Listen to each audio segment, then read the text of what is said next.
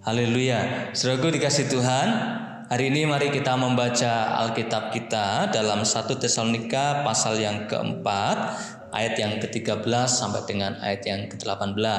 Saya harap Bapak Ibu bisa membaca secara keseluruhan ayat 13 sampai dengan ayat 18 ini. Saya akan baca di ayat yang ke-16 dan ayat yang ke-17. 1 Tesalonika pasal 4 ayat 16 sampai ayat 17 berkata, sebab pada waktu tanda diberi, yaitu pada waktu penghulu malaikat berseru dan sangkakala Allah berbunyi, maka Tuhan sendiri akan turun dari surga dan mereka yang mati dalam Kristus akan lebih dahulu bangkit. Sesudah itu kita yang hidup, yang masih tinggal akan diangkat bersama-sama dengan mereka dalam awan menyongsong Tuhan di angkasa. Demikianlah kita akan selama-lamanya bersama dengan Tuhan. Saudaraku dikasih Tuhan, dalam perikop ini Paulus mengajarkan kepada kita tentang sesuatu yang membangkitkan pengharapan orang percaya, yaitu dengan memberitahukan tentang peristiwa pengangkatan yang akan terjadi bagi orang-orang percaya.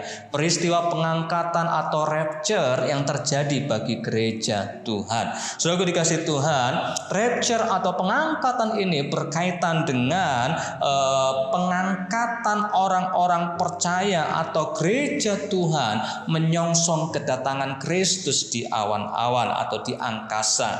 Dalam peristiwa ini saudaraku, kalau saudara perhatikan di ayat yang ke-16 tadi, maka orang yang mati dalam Kristus akan dibangkitkan lebih dahulu. Jadi orang-orang yang mengalami kematian sebelum peristiwa pengangkatan ini akan dibangkitkan pada saat itu. Ketika Yesus datang kembali, maka orang-orang yang mati dalam Kristus dibangkitkan lebih dahulu. Kemudian orang Kristen, orang percaya yang masih hidup ketika peristiwa Yesus datang kedua kalinya di awan-awan ini, maka orang-orang Kristen ini akan mengalami perubahan dalam sekejap mata, dalam waktu yang sangat singkat, di mana tubuh mereka diubahkan menjadi tubuh kemuliaan. Saudaraku, saudara bisa baca juga dalam 1 Korintus pasal 15 ayat 51 sampai dengan ayat 53.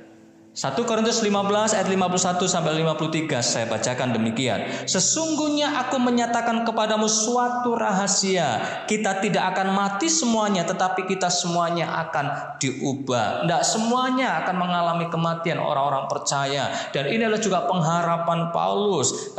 Keinginan Paulus ketika peristiwa terjadi, dia juga masih hidup. Terus dikatakan kita yang masih hidup dia sebutkan. Nah, kembali ke pasal 1 Korintus 15 ayat 52 selanjutnya dikatakan, dalam sekejap mata pada waktu bunyi nafiri yang terakhir, sebab nafiri akan berbunyi dan orang-orang mati akan dibangkitkan dalam keadaan yang tidak dapat binasa, dan kita semua akan diubah. Karena yang dapat binasa ini harus mengenakan yang tidak dapat binasa, dan yang dapat mati ini harus mengenakan yang tidak dapat mati.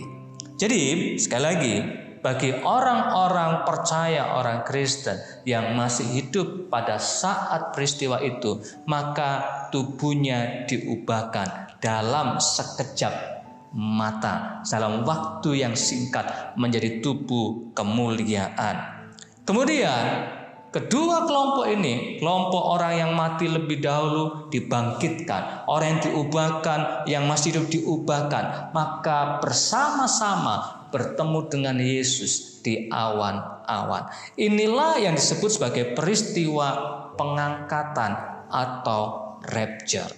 Inilah pengharapan kita bahwa memang seperti mana Yesus katakan, aku akan datang kembali menjemput orang-orang percaya.